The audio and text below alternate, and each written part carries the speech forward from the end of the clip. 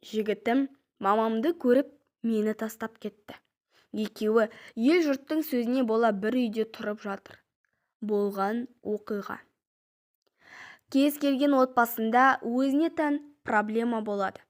Біреуінде жетіспеушілік, енді бірінде денсаулық мәселесі бар. Тағы біреудің күйеуі жүргіш, әйелі бақытсыз. Ал біздің отбасымызда бәрі керісінше. Әкем мен анам бір-біріне бөтен адамдарша өмір сүріп жатыр. Әкемнің сыртта басқа әйелі бар жоғын білмеймін. Бірақ анамның көңілдесі барын нақты білемін. Өз көзіммен көрдім. Тұрмыс жағдайымыз Құдайға шүкір, жақсы.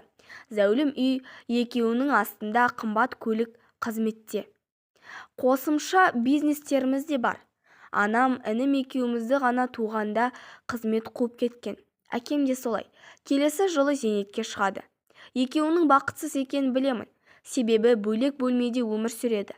Дастархан басында тек қонақ келгенде ғана бірге отырады. Басқа күндері екеуі де үйден кешкі ас ішпейді. Үйде отыра қалса, әкем өзінің ноутбугына, анам телефонына телміріп уақыт өткізеді. Інім екеуміз бұл жағдайға үйреніп қалғанбыз.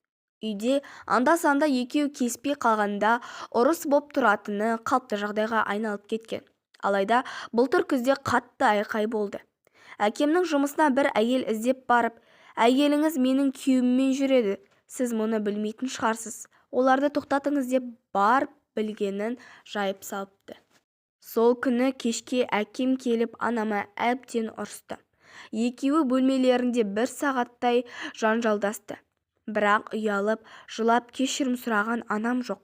Сен жүргенде мен жүре алмаймын ба? Көзге шөп салғанның қандай болатынын көр деп міз бақпай отырып алды. Содан бері 6 айдан астам уақыт өтті ғой. Әкеме бәрібір, анам да айлын жиған жоқ. Жұмысына бар жақсысын жапсырып кетеді, кешке кеш келеді. Мама, бүйтіп бақытсыз боп өмір сүргенше ажырасып кете салмайсыздар ма деп әңгімеге тартып көрді. Сен не білесің, араласпа деп тоқтатып тастады. Іште қиналатын сияқты, бірақ ел-жұрттың сөзі үшін арадағы әлдеқашан сөніп қалған екенін сақтау үшін шыдап жүр. Менің алаңдайтыным, келешекте мен тұрмысқа шықсам, бұлар құда-құдағиларымен қалай араласады? Олардың мына жүрістерін менің болашақ ата-енем білсе, мен туралы қандай ойда болады? Былтыр көктемде бір жігітпен танысып, екеуміз қазір кездесеміз. Наурызға дейін ара қатынасымыз керемет болды. Ораза біткен соң сен туралы үйдегілерге айтам. Ата-аналарымызды таныстырайық деп биыл маған үйленетінін айтқан. Алайда көп ұзамай айнып кетті. Мен сабақтан шыққан соң екеуміз кафеге кешкі асқа барғанбыз. Тап сол жерден анамды кездестіріп қалдым. Жанында өзінен біраз жасқа кіші кісі бар. Екеуі құшақтасып ішімдік ішіп отыр екен. Танымаған адамдай теріс қарап отыра берген. Анам мені көріп қалды. Есі дұрыс адам сол жерде қызым көріп қалды деп ұялып кетіп қалуы керек қой. Ал ол қисалаңдап орнынан тұрып біздің үстелімізге келді. Қасиет, жігітіңмен таныстырсайшы, біле жүрейік. Мен Қасиеттің анасымын деп сылқылықтап күліп жігітіме қолын ұсынды. Біздің үстелімізде шамалы отырып жігітімді әңгімеге тартты. Аузынан ішімдіктің иісі бұрқырап бөтен еркекпен ыржыңдасып отырғанын жігітім байқамады ма дейсіз? Ескі танысым ғой, жаңа кездестіріп қалдым деп өзінше ақталған анама сенбегенін бірден түсінді. Бізді үйге дейін әкеп тастап қайтып кетті. Содан бері сирек хабарласатын болды. Ата-анаңмен сөйлестің бе? Не деді деп ақырын сұрап көріп едім. Айтам ғой, не асығыс деп қысқа қайырды. Бұрын телефонға тыным болмайтын. Бір күн көрмесе сағынатынын айтып, 5 минут болса да үйге келіп бір көріп кететін. Қазір жұмысым көбейіп кетті. Ренжіме дегенде неше түрлі сылтауларды айта бастады. Анама, мені позор қылдыңыз.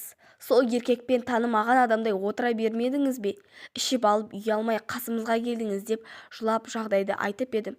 Ол жігіт сені сүймейді. Сүйген адам ештеңеге қарамас еді. Ертерек бетпердесін шешкеніне қуан. Ал біздің қандай адам екенімізде ешкімнің шаруасы болмасын. Өз ортамда сыйлымын. Шүкір деп бәрін жігітіме жаба салды. Осы дұрыс па енді? Байлық, жақсы киім, жанға қажетті нәрсенің бәрі бар. Бірақ үйде жылулық жоқ. Әкем өз өмірін, анамыз өз өмірін сүріп жатыр. Ал бізді кім ойлайды? Оларды ертең ата-анам деп күйеуіме қалай көрсетсем? Мейлі, тойда бірдеңе етіп ерлі-зайыптылардың рөлін ойнар. Ал кейін ше? Біз қыдырып келгенде екеуі екі жаққа қарап отырса, анам жігітімен көшеде ашық-шашық қыдырып жүрсе, онда қайттім.